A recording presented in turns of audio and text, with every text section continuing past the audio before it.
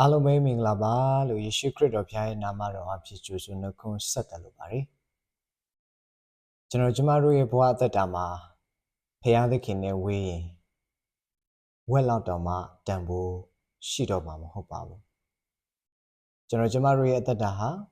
ဖခင်သခင်နဲ့ဝေးရင်ဝက်လောက်တောင်မှတန်ဖို့ရှိမှာမဟုတ်တော့ပါဘူးနှုတ်ကပတ်တော်အတွက်ခဏလာဆွတောင်းကြအောင်ယေရှုမြတ်တော်ရှင်ဖခင်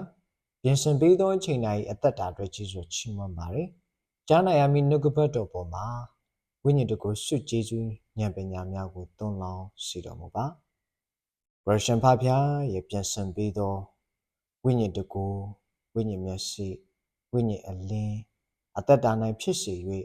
ဒီဆောက်စရာခွန်အားဖြစ်စေနိုင်ဖို့မဆာတော်မူပါ။အချိန်တိုင်းနဲ့အသက်တာများအားလုံးကိုဖဖျားရှင်ရဲ့လက်ဝဲတော်ဆက်ကပ်အနံ့တဲ့အခါ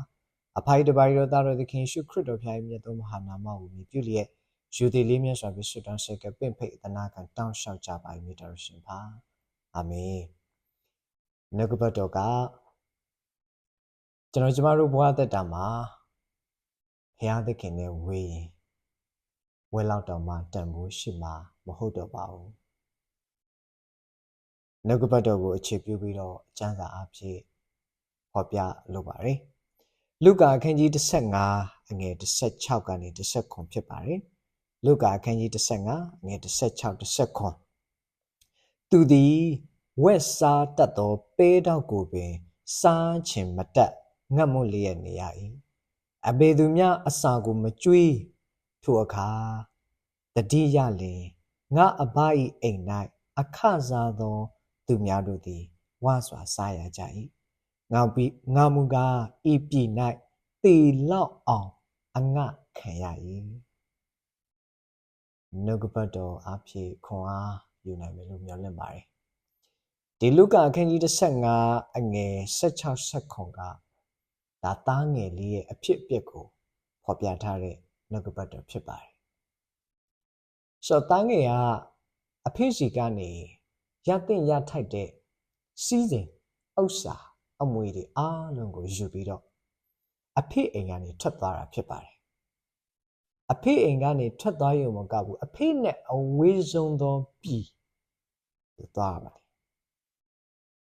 ဆိုတော့အတူပြောရမယ်ဆိုရင်သူ့ဘဝအသက်တာမှာလွတ်လပ်သွားပြီ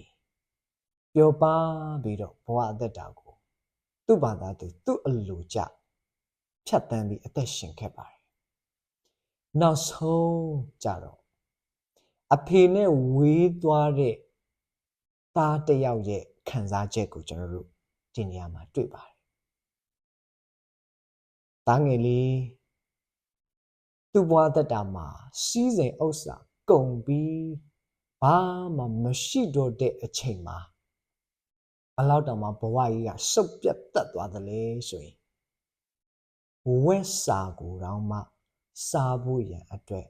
အခွင့်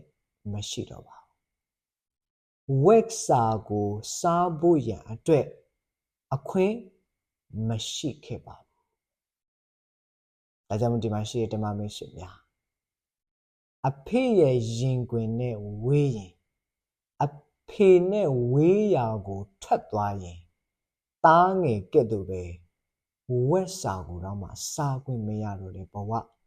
ဝက်လောက်တောင်မှတန်ဖို့မရှိတော့တဲ့ဘဝဖြစ်သွားမှာပါဖြစ်သွားလိမ့်မယ်ဒါကြောင့်မလို့ဆင်ခြင်ကြရအောင်သားငယ်လေးကဘယ်လိုပြောလဲအပေသူမြအစာကိုမကြွေးသူဘလောက်ငတ်မွတ်သွားတယ်လဲဆိုတာအခန်းငယ်16မှာသူဘယ်လိုရေးထားလဲသူသည်ဝက်စားတတ်သောပဲတောက်ကိုပင်စားချင်မတတ်ငတ်မွတ်လျက်နေရ၏ဝက်စားတတ်တဲ့ပဲတောက်ကိုပင်စားချင်မတတ်ငတ်မှုပြီးတော့နေရတယ်ငတ်မှုပြီးတော့နေရတယ်ဘယ်သူမှသူ့ကိုမကြွေးဘူးဆက်ပြီးတော့နှုတ်ကပတ်တော်ကိုဖတ်တဲ့အခါမှာထိုအခါတတိယလေအဲ့ချိန်မှာသူတတိယလာတဲ့အရာတစ်ခုကငါအဘရဲ့အိမ်မှာတဲ့ခစားတဲ့သူများကတော့ဝါစွာစားရကြတယ်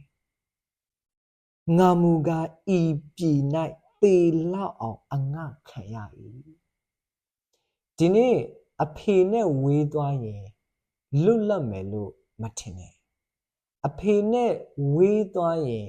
ပျော်ရွှင်ရမယ်လို့မထင်နဲ့အဖေနဲ့ဝေးသွားရင်ပြည့်စုံသွားပြီလို့မထင်နဲ့ဘဝအသက်တာကငတ်မို့လောက်တဲ့အခြေအနေဖြစ်သွားလိမ့်မယ်။သားငယ်ကဘလောက်တောင်ဖြစ်သွားလဲဆိုတော့သေလောက်အောင်နော်သေအောင်အငတ်ခံရတယ်။သူ့ဘဝအသက်တာမှာသေအောင်အငတ်ခံရတယ်။အရန်ဆောင်ငတ်မှုတက်ပြီးတော့သေအောင်အငတ်ခံရတဲ့ကဲ့သို့ဘဝကြီးကိုဖြတ်သန်းရပါတယ်။အဲ့ချိန်မှာသူတတိပြန်ရလာတဲ့အခါမှာသားငယ်ရဲ့ဘဝဟာနောင်တရခြင်းနဲ့သူအဖေထံကိုပြန်လာခဲ့ပါတယ်။ဒါကြောင့်မလို့ချစ်တော်ဓမ္မမိတ်ဆွေများယနေ့